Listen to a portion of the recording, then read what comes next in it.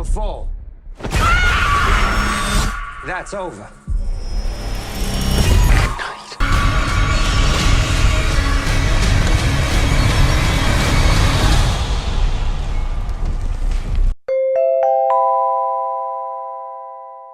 Hello guys, welcome back to Mr. Fox dan terima kasih ya sudah mengklik video ini. Balik lagi guys sama gua Rian di sini dan kalian pastinya masih ada di channelnya Mr. Fox. Kalian semuanya apa kabar nih guys? Sehat-sehat ya? Well, sesuai dengan judul di video ini, kita masih ada di Fox Spoiler, dimana gua akan merekomendasikan, mereview dan pastinya gua akan menceritakan alur cerita dari sebuah film yang bagus buat kalian tonton. Kalau kalian memang tipe yang suka banget buat di spoilerin, berarti kalian cocok banget sama konten ini. Tapi kalau misalnya kalian emang nggak suka di spoilerin, just skip the video supaya kalian aman ya. Nah, di episode kali ini gue akan ngebahas sebuah film yang diangkat ceritanya dari isu sosial yang sampai hari ini tuh masih jadi topik yang panas nih di seluruh dunia. Apalagi kalau bukan tentang isu rasisme. Isu ini akan selalu menjadi masalah karena memang sangat sensitif ya kalau udah ngomongin ras, warna kulit gitu ya. Film ini tuh mengangkat tentang isu tersebut, tapi diceritain dengan sudut pandang yang sangat menarik. Kalau misalnya kalian pengen tahu gimana ceritanya tentang film ini, jangan kemana-mana guys, tonton terus video ini sampai habis. Tapi seperti biasa nih, sebelum gue mulai bahas filmnya, ayo dong support dulu channelnya Mr. Fox supaya gue lebih semangat lagi buat bikin konten dan menghibur kalian semuanya di rumah gitu ya, dengan cara pastinya di subscribe, terus di like, diaktifin notifikasi belnya, dan jangan lupa di share ke sosial media kalian nih guys, supaya teman-teman kalian makin banyak yang tahu nih soal channelnya Mr. Fox. Kalau misalnya kalian juga mau ngerekomendasiin film yang bagus buat gue bahas, gampang banget, kalian bisa langsung DM gue di sosial media. Gue ada di Instagram, ada di Twitter, dan juga ada di TikTok. ID-nya sama semuanya, yaitu adalah Rian Praditya. Kalian juga bisa langsung komen aja di bawah kira-kira rekomendasi film kalian yang bagus apa buat gue bahas di episode berikutnya. Oke, langsung aja. Mari kita mulai spoilernya. And please welcome today's movie, Antebellum.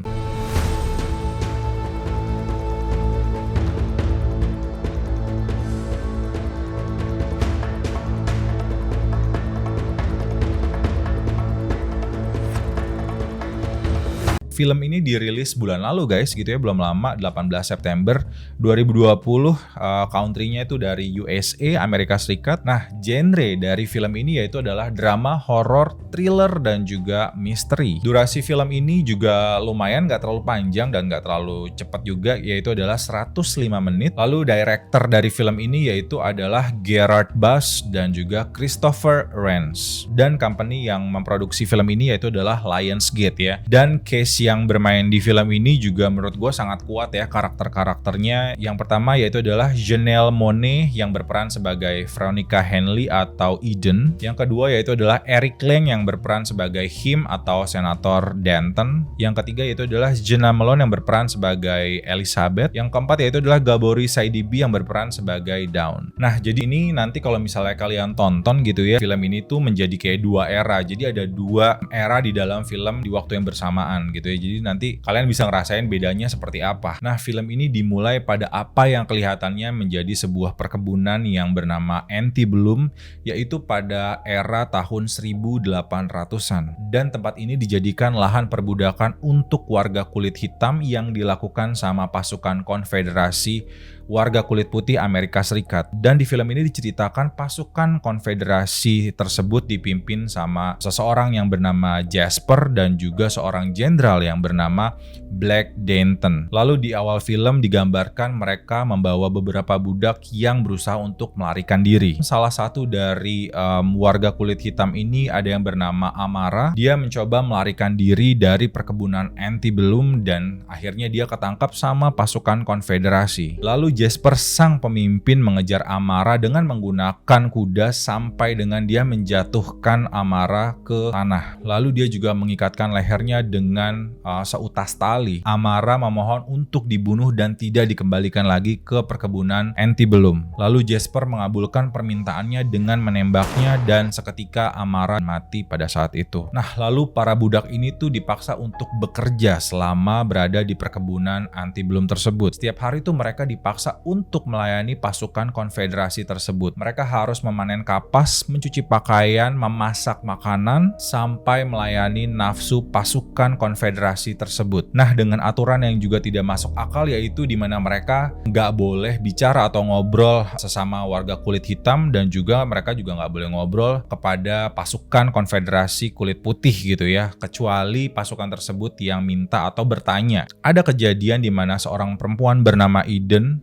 pada saat itu juga mencoba melarikan diri, tetapi dia keburu ketangkep gitu ya sama pasukan konfederasi tersebut. Dan dia juga mendapatkan hukuman yang sangat berat dari sang jenderal Black Denton. Sang jenderal Black Denton melakukan kekerasan kepada Eden di sebuah kabin, lalu berakhir dengan Eden ditusukkan sebuah cap panas di bagian pinggangnya ya, karena dia tidak mau menyebutkan namanya. Malam itu Eden mencoba untuk tidur, dan setelah itu Eden mendengarkan suara deringan handphone. Lalu dia terbangun dari mimpi buruknya di zaman Antebellum. Nah, di sini Eden berperan sebagai seorang penulis dan juga aktivis yang bernama Veronica Henley. Dia menikahi seorang pria bernama Nick, dan dia juga sudah memiliki seorang anak yang bernama Kennedy. Mereka tinggal di Atlanta, Georgia, Amerika Serikat. Nah, Veronica ini terkenal karena dia sering sekali membicarakan dan dia memang sangat vokal untuk membahas perlakuan orang kulit hitam di Amerika Serikat. Nah, di sebuah kesempatan di acara televisi, dia berdebat dengan seorang pakar konservatif. Lalu setelah itu dia duduk untuk melakukan telekonferensi dengan menggunakan laptopnya.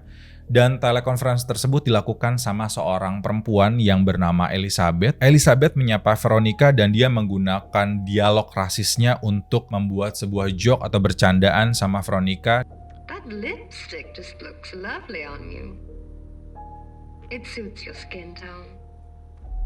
I don't think I could pull it off. Gila ya, sadis bercandanya. Terus waktu ditanya sama Veronica, dia siapa gitu ya, si Elizabeth ini cuma ngomong, iya saya seorang pencari bakat, dia bilang gitu dengan makna yang Nah, setelah melakukan perjalanan, Veronica ini bertemu dengan seorang sahabatnya nih yang bernama Dawn.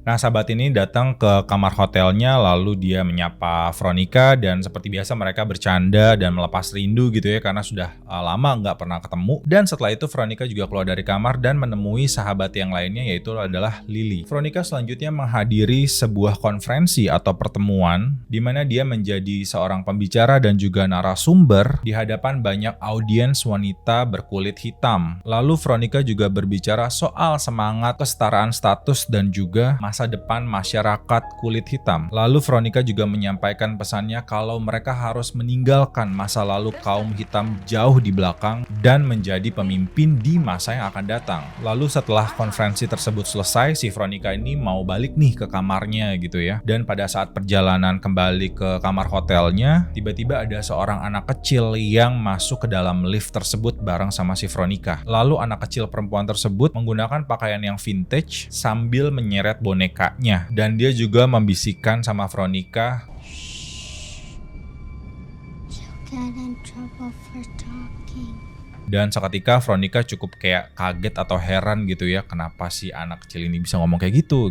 Lalu kejadian aneh tersebut pun membuat Veronica kepikiran dan juga was-was. Lalu setelah itu dia bersiap-siap untuk bertemu sahabat-sahabatnya untuk makan malam. Setelah itu Veronica bergabung dengan Dawn dan juga Sarah yang sudah menunggu di lobi hotel. Lalu di dalam perjalanan menuju ke restoran tersebut, Veronica sempat ngobrol dengan menggunakan teks kepada suaminya Nick, dan dia bilang terima kasih untuk bunganya. Tapi Nick bilang, loh itu bukan bunga dari aku, tapi itu mungkin bunga dari penggemar kamu, dia bilang gitu suaminya. Pas mereka sampai di restoran gitu ya, lalu mereka mau nyebrang ke restoran tersebut, tiba-tiba aja ada kereta kuda yang lewat dan bikin mereka sangat kaget. Lalu pada saat mereka tiba di restoran gitu ya, nah mereka menerima perlakuan yang tidak adil dari si staf restoran tersebut, karena staf restoran tersebut menyediakan meja yang sangat kecil di sudut di ujung untuk mereka bertiga gitu ya makan. Padahal salah satunya temannya yang satu yang namanya Dawn ini gede banget gitu ya. Kalau dilihat lagi yang bikin gak adil adalah pada saat itu di meja yang lain itu kelihatan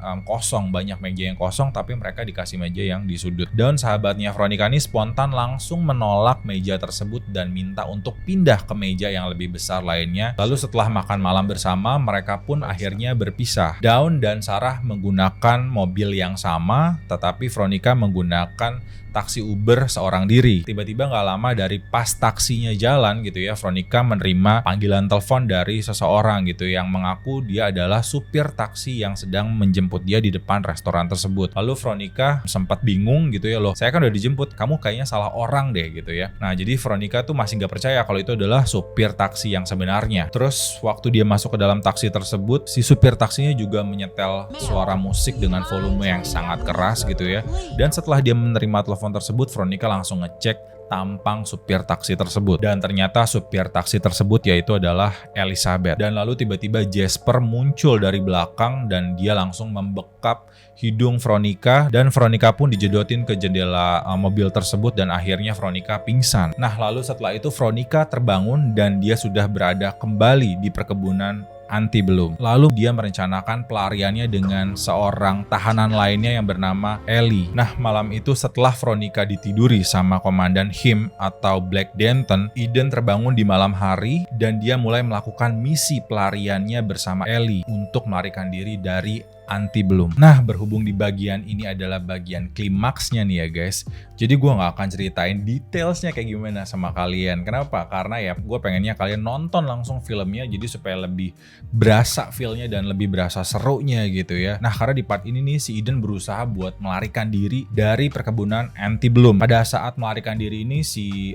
Eden juga melakukan beberapa trik gitu ya supaya dia bisa kabur dari tempat tersebut. Pertanyaannya adalah apakah dia bisa berhasil buat kabur dari perkebunan tersebut? Buat kalian yang belum nonton, kira-kira menurut kalian gimana? But it was good anyway. Jadi film Antebellum ini menurut gue dibuat sengaja terkesan kayak gantung atau absurd gitu ya, dan juga punya message dan ada sisi kayak multitafsirnya gitu loh. Nah sebenarnya histori Antebellum sendiri ini merupakan perkebunan kapas di daerah selatan Amerika yang pada saat itu memang sangat menghasilkan gitu ya secara profit atau secara bisnis gitu ya di era tahun 1800-an. Dan di perkebunan ini memang dulunya dijadikan lahan perbudakan untuk warga kulit hitam di sana. Nah adegan dalam film perang ini sebenarnya tuh kalau menurut gue tuh kayak perumpamaan aja gitu ya. Kalau di dunia nyata tuh sebenarnya ya tetap aja isu rasisme ini kan udah kayak perang ya antara warga color skin sama warga kulit putih gitu. Oke guys, nah ini waktunya gue ngasih rating buat film ini ya. Nah untuk film ini gue mau ngasih rating 7,5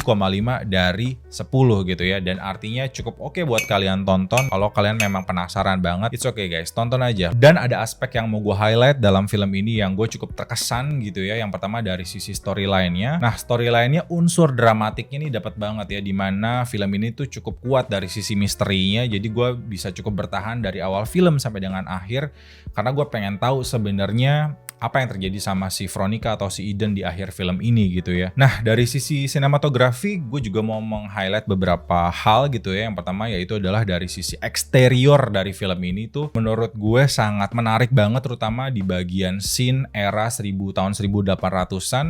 Ini eksteriornya cukup berkesan gitu ya menurut gue. Kenapa? Karena si direkturnya ini bisa ngebangun suasana yang cukup mirip dengan suasana aslinya tahun 1800 ya, dimana itu adalah zaman perbudakan. Perawatnya juga pakai vintage look, terus ada kabin, ada kuda segala macam. Jadi itu cukup menarik dan cukup bisa bikin gue ngebayangin, oh era tahun 1800 tuh kayak gitu sih kurang lebih suasananya gitu ya. Nah terus juga film ini berhubung film baru ya guys, baru bulan lalu gitu ya. Jadi nggak ada di Netflix pastinya. Kalau kalian mau nonton mungkin itu bisa di portal-portal streaming kesayangan kalian gitu ya. Oke guys, it's a wrap dan itu adalah Fox Spoiler episode kali ini. Gimana menurut pendapat kalian? Kalau udah nonton filmnya coba komen di bawah. Oke, terima kasih sudah menonton video ini dan jangan lupa tetap dukung dan support terus channelnya Mr. Fox gitu ya, dengan cara pastinya di subscribe, di like, diaktifin notifikasi belnya, dan jangan lupa guys di share ke sosial media kalian juga biar teman-teman kalian makin banyak yang tahu gitu ya. Oke, kalian selamat menonton filmnya ya. Have a good day, stay happy, stay healthy, and I'll see you soon on the next spoiler.